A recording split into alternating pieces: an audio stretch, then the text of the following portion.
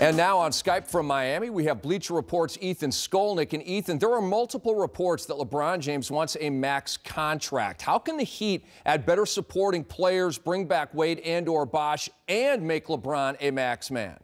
Well, they're going to have to be more creative, clearly, because it's going to be harder for them to get far enough under the cap to be able to afford the premium free agent. But there are still a lot of different ways that they can go here. Even if they end up acting as a capped team, they will have room for a full mid-level exception where they can add a player for about $5.4 million. There are other exceptions, the biannual exception. They have a trade exception. Obviously, there are minimum contracts that they can use. So they will have some flexibility to add talent, even if LeBron insists on the max. But what I would say right now is situation's very fluid. Things are going to play out over the next few days. I wouldn't say that anything that we're hearing right now is necessarily the way that it's going to play out when all is said and done. It is the silly season indeed. Now, Ethan, who do the Heat need to target in free agency to both appease LeBron and bolster their title aspirations? Well, the most important thing, Rick, is they got to take some of the burden off him, and there's a number of different ways that they can do it. You know, right now he's expected to bring the ball up, guard everybody from point guards to post players at various times of the game, obviously carry the scoring burden. So there's players who can help them in a number of different areas. The reason that Kyle Lowry's names come up is because if they had a Kyle Lowry, then LeBron James wouldn't have to be guarding Chris Paul and Tony Parker down the stretch. And obviously Lowry would take away a lot of the ball handling responsibilities. But there are other players that can help them. If they could add a Trevor Ariza, a guy to handle some of the guys on the wings, then that means LeBron doesn't have to do that quite as often as he did this season.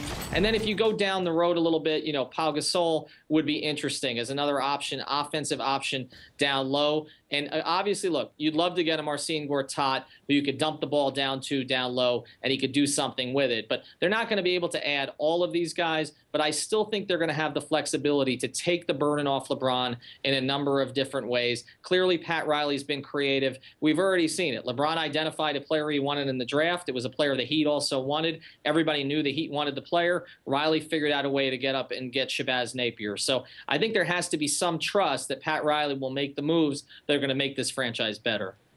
Ethan, thanks a lot. We'll be talking with you in the coming days. It shall be interesting. It always is. In opting out of the final 2 years of their contracts with the Heat, the Big Three is leaving over $120 million on the table. And, DA, if LeBron wants max money and the chance for more rings, how can Heat President Pat Riley make all that work? Well, look, again, if Dwayne Wade walked away from $41.5 million, he must know he's getting that back in some form or fashion. The only way you get that back is with a contract that's longer years and less money up front, less money than he would get in the old contract. So he's going to take that pay cut. Chris Bosh has already said he'd take the pay cut. I believe that with those two having the same agent, their deals are going to be pretty similar in length and in amount.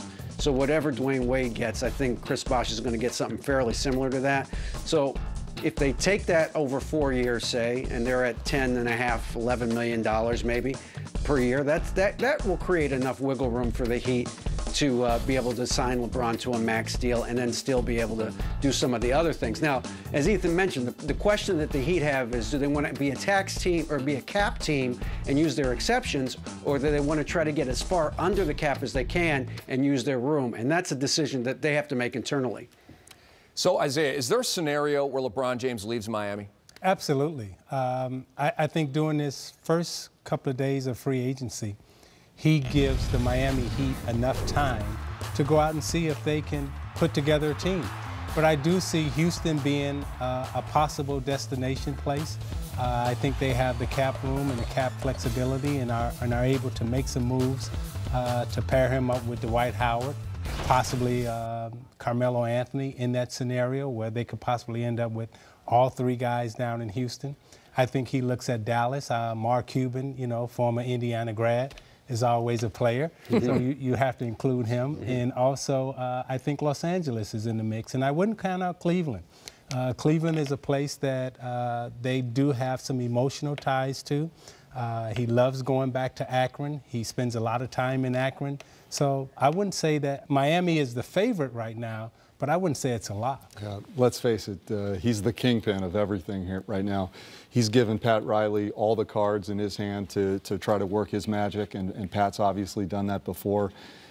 Everything is set up for a return of these three players to Miami, and the addition of another player that's going to add something significantly. But, you know, these other teams have set themselves up for a reason. This volatility in the market, depending on what they hear and what comes of this, there's a chance. You know, did you mention Phoenix? Phoenix is another team that can possibly land two players at a max level, and there's some interesting developments there, obviously.